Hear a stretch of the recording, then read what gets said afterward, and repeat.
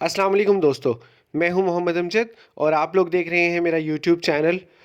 दोस्तों, आज जैसा कि मैंने आपको पहले बताया था कि जनवरी में जो पहली कुरानंदाज़ी होगी वो 750 रुपये वाले प्राइस बाउंड की होगी।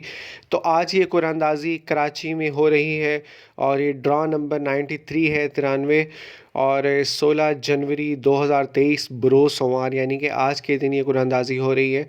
और इस पे जो पहला इनाम आज ड्रॉ में लग चुका है वो है 15 लाख का और उसका नंबर आपकी स्क्रीन पर है 024128। जी हाँ, जिस भाई का भी ये इनाम लगा है उसको बहुत बहुत मुबारक हो। 024128 15 लाख का ये इनाम है पहला। और दूसरा इनाम जो है वो टोटल 3 इनामात हैं 5-5 लाख के।